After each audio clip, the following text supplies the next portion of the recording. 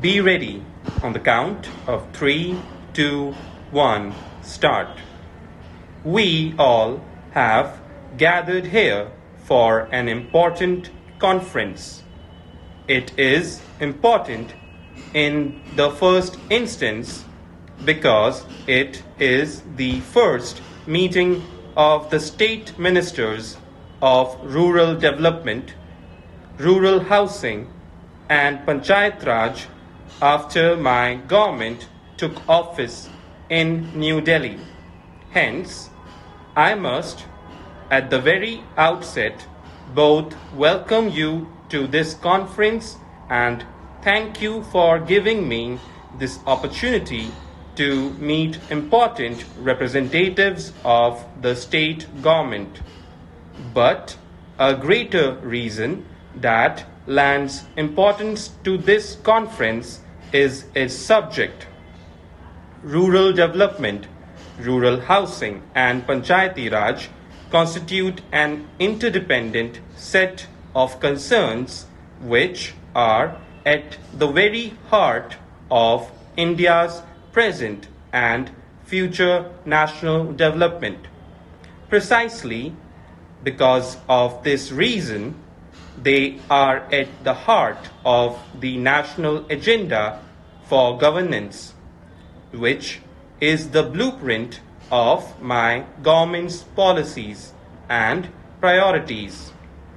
To explain the importance of rural development in the context of our common dream of building a new India is to belabor the obvious. India is a land of villages. Between 60 and 70% of our population live in villages and is engaged in agriculture and allied activities. When it is said that India is an ancient nation and this fact makes all of us proud, it is well recognized that what constitutes her rich heritage is her village-based culture and agriculture.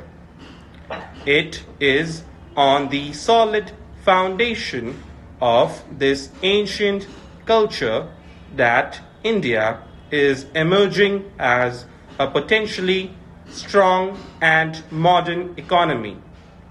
I have used the term potentially with deliberate intent and emphasis. It points to a historic possibility well within our reach. It is also powerfully reminds us that the possibility of India becoming a strong economy and a strong nation depends crucially on the attention we pay to the all-round development of our villages and our agriculture.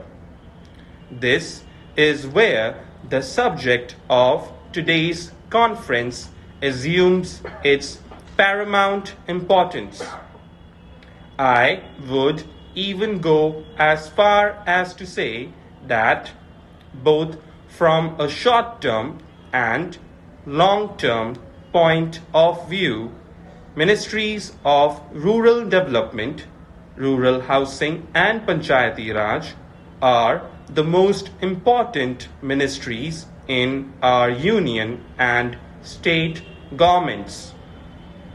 I wish to underscore this core belief of mine because it goes against conventional wisdom and practice hitherto followed. Rural development is the engine of India's national development. For most parts of the post-independence history, rural development did not figure as a national priority in terms of either financial investments or administrative attention. The result is there for all to see. Our food production has failed to catch up with the growth of our population, making food security a critical dimension of our national security. Public investment in agriculture and irrigation is nearly stagnant. Of those living in areas, as many as 25 crore people live below the poverty line. We need as many as 2 crore houses to be built or upgraded in rural areas in order to provide decent habitat to our rural poor.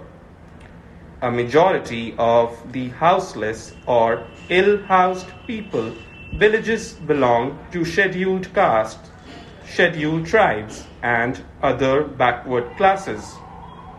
Deprived of gainful and sustainable employment in the villages of their origin, millions of them migrate to towns and cities each year.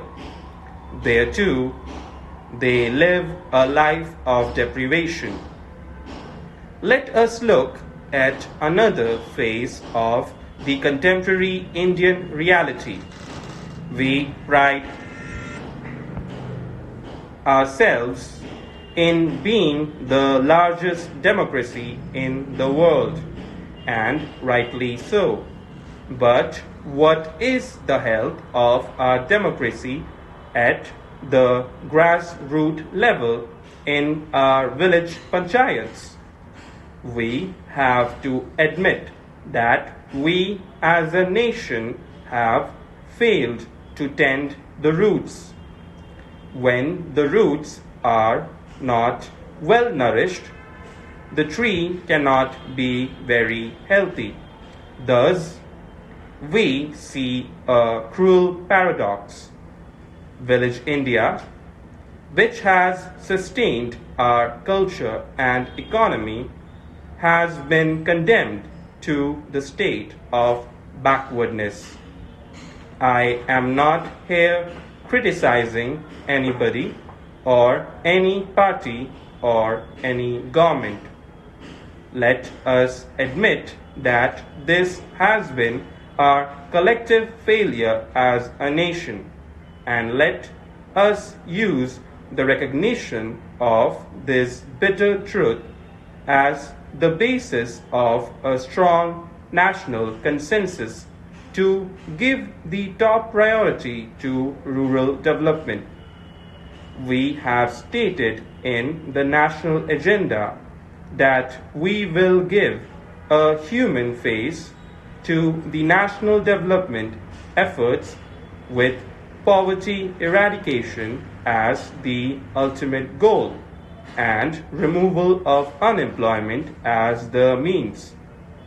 We have set for ourselves the goal of Berozgari Hatao, and we recognize that to achieve this goal, we have to upgrade. The attack on unemployment and poverty into a national movement. Specifically, we are committed to provide drinking water to every village.